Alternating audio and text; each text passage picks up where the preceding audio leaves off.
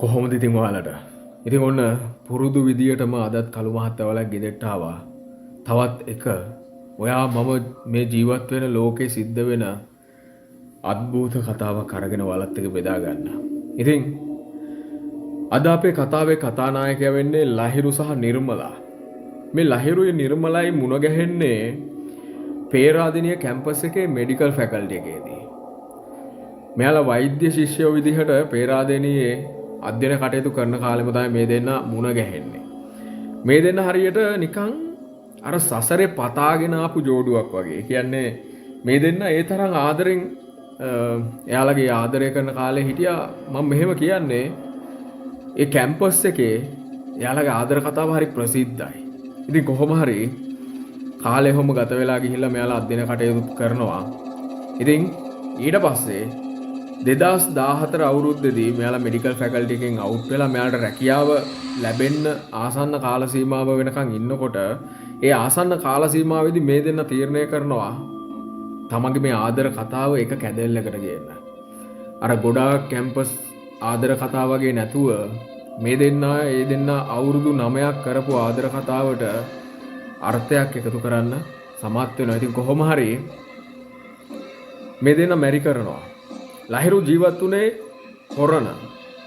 හොරණ ප්‍රදේශයේ ආසන්නයේ තියෙන ගම්මානයක තමයි ලහිරු ජීවත් වුණේ. ඒ වගේම මේ නිර්මලා ජීවත් වුණේ පේරාදෙණිය ප්‍රදේශයේ. ඉතින් මේ දෙන්න කසාද බැදලා ලහිරුගේ නිවසට පදිංචියට එනවා.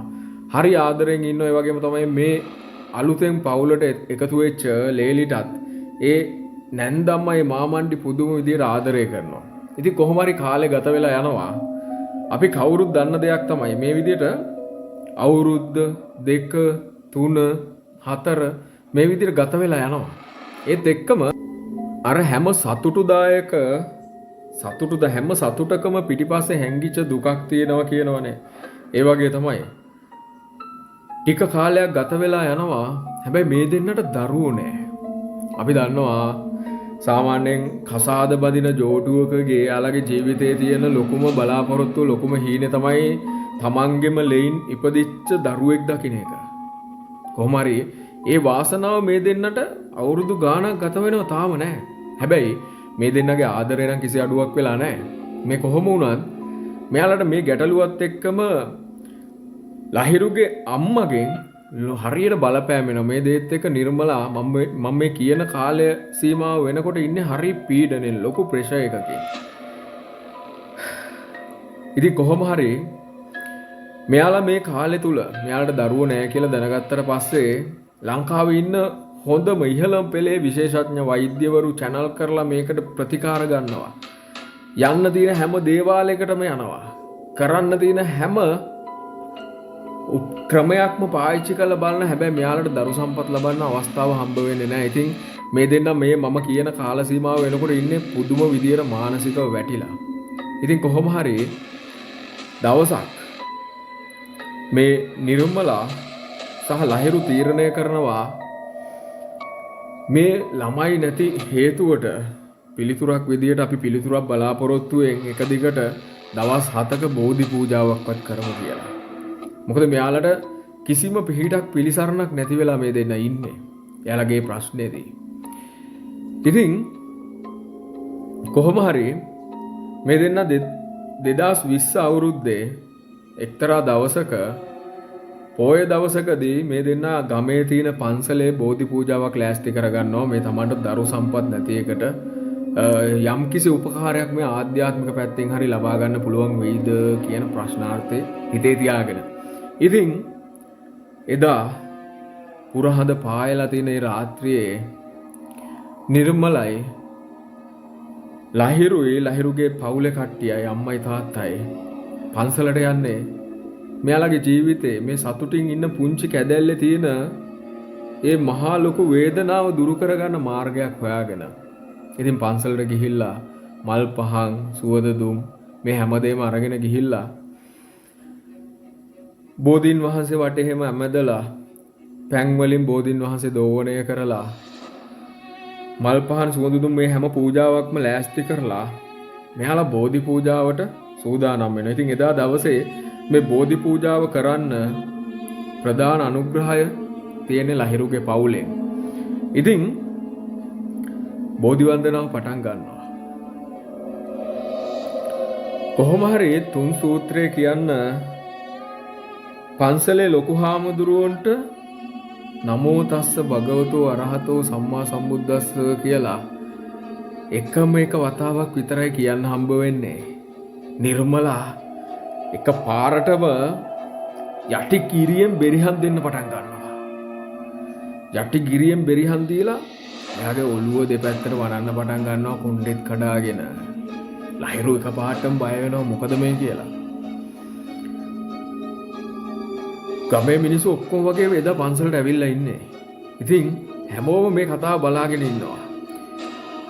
පන්සලේ හාමුදුරුවෝ දැන් අර බෝධීන් වහන්සේ වටේ ඒ ඉමේජ් එකත් ඔයාලා මවා ගන්න. ඒ කියන්නේ බෝධීන් වහන්සේ වටේ අර ලොකු පිරිසක් ඒ ප්‍රාකාරයෙන් ඇතුලේ එකතු වෙලා අර හාමුදුරුවෝ ඉස්සරහම ලහිරුයි නිර්මලයි ඒ පවුලේ කට්ටිය ඉන්නවා. ඒ වටේට අනිත් මිනිස්සු ඉන්නවා. බෝධි වන්දනාව පටන් අරගෙන තියෙන මේ වෙලාවේ හාමුදුරුවෝ දැන් ඔක්කොමලා නිවිච්ච හිතින් වන්දනාව කරන ගමන් ඉන්නේ. මේ අතරේ එක පාරටම අර මොහොතේ නිර්මලාගේ යටිගිරියෙන් බෙරිහන් දීපු සද්දේ මුළු පන්සල පුරාම දෝංකාර දුන්නා.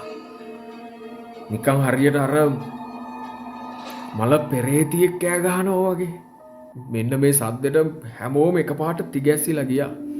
කොමරි හාමුදුරුවෝ ලොකු හාමුදුරුවන්ට තේරුණා නිර්මලාව දකින්නකොටම මෙතන නම් මොකක් හරි පේන්නේ නැති පැත්තක ප්‍රශ්නයක් තියෙනවා කියලා. ලොකු හාමුදුරුවෝ පිරිත් නූලකුත් අතට අරගෙන නිර්මලාගේ ඉස්සරහට ගිහිල්ලා කවුද තෝ කියලා අහනවා. මේ අහනකොට මාර නිර්මලා මෙහෙම ඔළුව හොල්ල වැලි මළුවේ දින වැලි හාර ඉන්නේ. දෙම වාඩි වෙලා ලොකු හාමුදුරුවෝ දිහා ඔළුව උස්සලා බලනවා. බලලා ඉවර වෙලා නිර්මලාගේ කටහඬ අවදි කරනවා. එක පාරටම ටිකක් තද ගැඹුරු පිරිමි කටහඬකින් වගේ නිර්මලා කතා කරනවා. මුන් දෙන්න මාව මරාගත්තා. මාව කෑලි කෑලි වලට ඉරලා මාව මරලා පුච්චලා අලු කරලා දැම්මා. මෙන්න මේ විදිහට නිර්මලා තද ස්වරයකින් මුළු පන්සලම දෙදරලා යන්න කතා කරා. මේ සද්දෙත් එක්කම මිනිස්සු තිගැස්සිලා අඩියක් පිටිපස්සට ගියා. ලොකු හාමුදුරුවෝ කෙලින්ම නිර්මලාගේ දිහා බලලා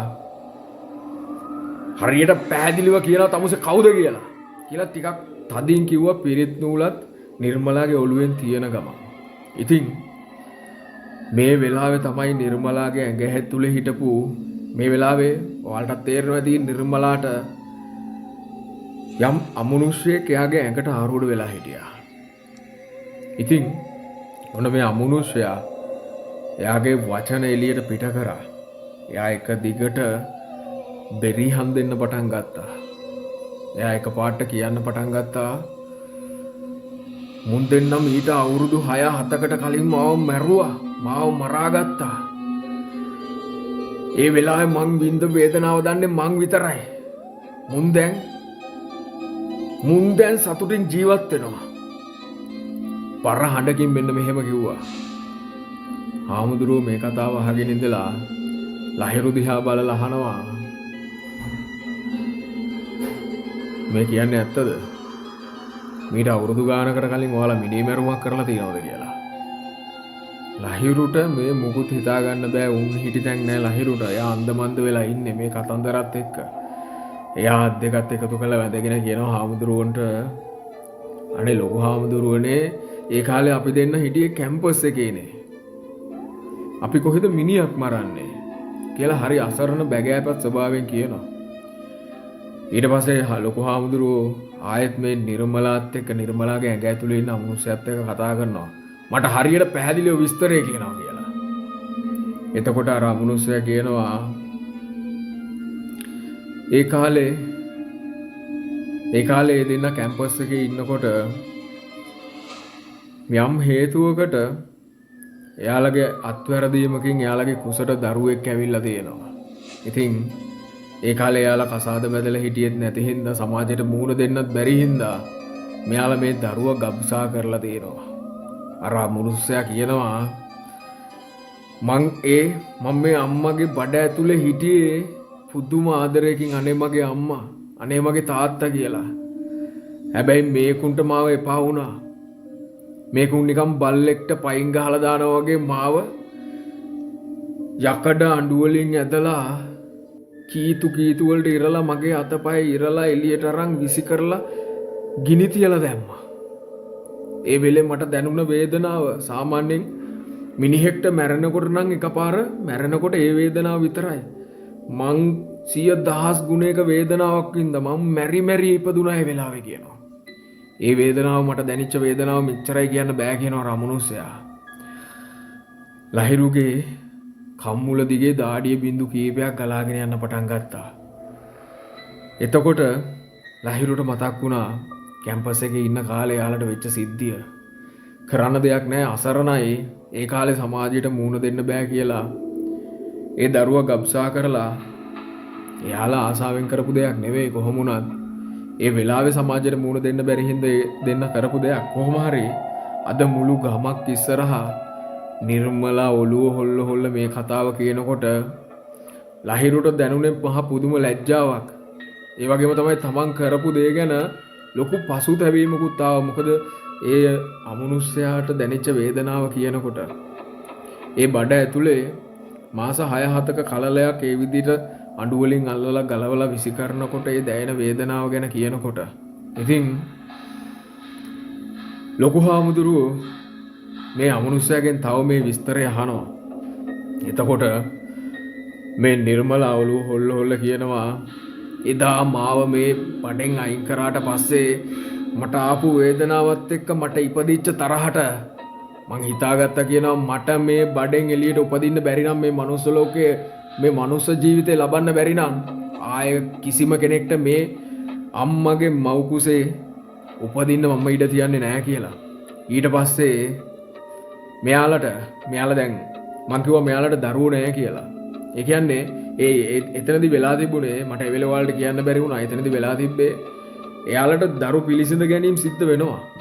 හැබැයි මාස 6ක් 7ක් 8ක් ඔය වගේ කාලයක් ගිහිල්ලා ස්කෑන් කරලා බලනකොට අර බඩ ඇතුලේ ඉන්න දරුවෝ අංග විකලයි.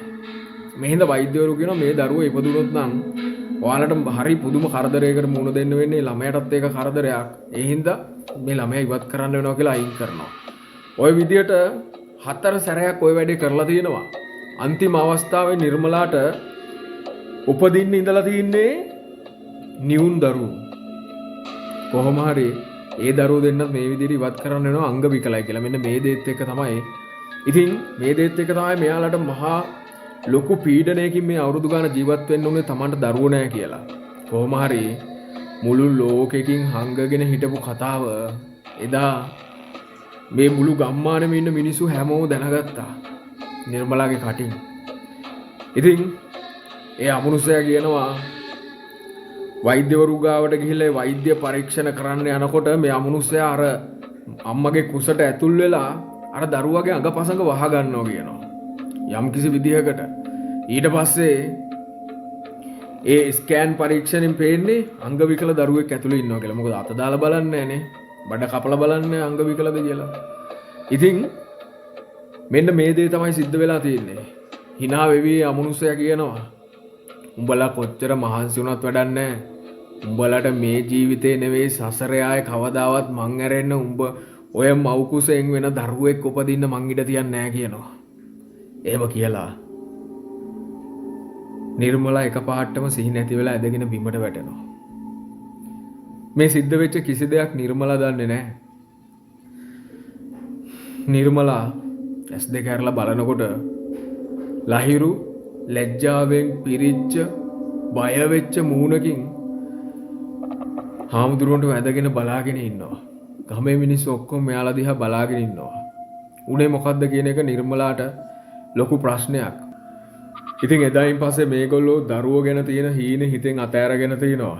මගේ යාළුවත් එක්ක මේ කතාව බෙදා ගන්නකොට ලහිරුයි නිර්මලයි හරි පසුතැවිච්ච මූණකින් තමයි ඉඳලා තින්නේ. අදටත් ඒගොල්ලොන්ට අර හස්බන්ඩ් ඇන්ඩ් වයිෆ් විදියට එක කූඩුවක් විදියට දරුවෙක් නැති එක ගැන ලොකු පසුතැවීමක් තියෙනවා. ඒ වගේම තමයි මෙයාලා දරුවෙක් අරන් හදාගන්න උත්සාහ කළත් නැහැ. මොකද මේ තියෙන අමනුස්ස කරදරත් එක්ක තව දරුවෙක් අරගෙන හදාගන්න ගිහිල්ලා ඒ දරුවට කරදරයක් වුණොත් කියලා. ඉතින් මේ වගේ සිද්ධිත් මේ ලෝකේ තියෙනවා. මට ඔයාලට කියන්න තියෙන්නේ අපි දන්නේ නැති කමට අපේ අතින් ඔය වගේ වැරදි ඕන තරම් සිද්ධ වෙනවා වෙන්න පුළුවන්. හැබැයි අදින් පස්සේ ඒ වගේ දේවල් වෙන්න දෙන්න එපා. මොකද මනුස්ස ලෝකයේ උපතක් ලබනවා කියන එක හරි දුර්ලභ වාසනාවක්. ඒ දුර්ලභ වාසනාව ලබන්න අර දරුවා ඒ දරුවට ඒ වගේ දැන් මං කියන්නේ නිර්මලාගේ කුසේ හිටිය ඒ උපදින්න බලාගෙන අම්මට තාත්තට ආදරෙන් හිටපු දරුවට ඒ විදිය මහ වේදනාවක් දැනෙන එකත් ඒ විදිය මහ තරහක් පලිගැනීමේ චේතනාවක් දැනෙන එකත් එක අතකට සාධාරණයි. ඇයි කාලයක් දැන් ධර්මයේ වුණත් තියෙනවා අර වියසිදුරෙන් අහස බලලා කනකැස් බෑව වියසිදුරෙන් අහස බලනවා වගේ අර මුහුදේ පාවෙවි තියෙන වියසිදුරකින් අහස බලනවා වගේ දුර්ලභ වාසනාවක් කියන මනුෂ්‍ය ජීවිතයක් ලැබෙන එක. ඉතින් එහෙම මනුෂ්‍ය ජීවිතයක උපදින්න එනකොට ඒ දරුවව අර අම්මා තාත්තා දන්නේ නැති වුණාට ඒ දරුවට පණ තියෙනවා. කොහොම හරි ඒ දරුවව අඬු වලින් අල්ලලා ඇදලා එළියට විසි කරනකොට හැම කීතු වලට ඉරලා කෑලි එළියට ඇදලා ගන්නකොට ඒ වේදනාව දන්නේ ඒ කෙනාම. ඉතින් ඒ වේදනාවත් එක්ක ඒ වගේ වෛරයක් ඇති වුණා කියන එක ගැන අපිට පුදුම හිතන්න කාරණාවකුත් නැහැ. කොහොම හරි මට කියන්න තියෙන්නේ ඔයාගේ ජීවිතේ ඔයා කවදාවත් ඒ වගේ දෙයක් කරන්න යොමු වෙන්න එපා. මොකද අපිට ඒ වගේ දෙයකදී ඒ උපදින්න ඉන්න කෙනාට අපි කරන්නේ ලොකු පාඩුවක්. මනුෂ්‍ය ජීවිතයක් නැති කරන නිකන් උදාහරණයකට ගත්තොත් දැන් ඔය උපදින්න හිටිය දරුවා අද ඉපදිලා තිබ්බනම් එහෙම සමහරට නිර්මලයි ලහිරුයි බැනුම් අහයි. හැබැයි ඒ දරුවාද මේ මනුස්ස ලෝකේ ඉන්නවනේ. එහෙනම් දැන් අවුරුදු 6ක 7ක ලොකු දරුවෙක් නේ මොන්ටිසෝරි යනවනේ. ඒ ප්‍රශ්නේ දැන් එදාට සමාජයට මුහුණ දෙන්න බෑනේ අම්මට තාත්තට මොකද කියන්නේ කියලා ඔහොම දෙයක් කරාට පස්සේ අර මනුස්ස ජීවිතේ ඉපදිලා සමහර විට මේ ලෝකෙම ඉන්න හැම මිනිහෙක්ටම ලොකු උපකාරයක් කරන මනුස්සයෙක්වද දන්නේ නැහැනේ අර විදියට අයින් කරලා දාන්නේ ජීවියෙක්වත් දන්නේ නැහැනේ නේද ලොකු සේවයක් කරන. ඉතින් ඒ හින්දා ඒ වගේ දෙයකට කවදාවත් යොමු වෙන්න හිතට ඉඩ දෙන්න එපා. මොකද එදාට ඒ දරුවා බිහි කරලා එන ප්‍රශ්නේ අවුරුද්දක් දෙකක් තුනක් තියේ ඕනි නම් උපරිම. හැබැයි අර කලලේ අයින් කරලා ගබ්සා කරලා දැන් නිර්මලාටයි ලහිරුටයි විඳවන්න වෙනවා සසරේ කොච්චර කාලයක්ද කියන්න දන්නේ නැති තරම්. අර අමනුෂ්‍යයා ඒ කට්ටිය ඒ කර්ම විපාකේ ගෙවනකම් ඒ කට්ටිය පස්සෙන් වැටීගෙන ඒ පටු හිතින්ම දුක් විඳගෙන කෑමක් බීමක් නැතුව ඉන්න වෙනවා. ඒ අමනුෂ්‍යයාට කල්ප ගාණක් මෙච්චරයි කාලේ කියන්න බැරි තරම් කාලයක්. ඉතින් ඒ හින්දා ඒකයි මම හැමදාම මගේ හැම වීඩියෝ එකකම අන්තිමයට කියන්නේ අපි මේ කතා කරන ලෝකේ ඔය අමනුෂ්‍ය ලෝකවල ගිහිල්ලා දුක් විඳින ඔයා මම අද මේ ඉන්නවා වගේ මේ ලෝකේ ජීවත් වෙච්ච මිනිස්සු.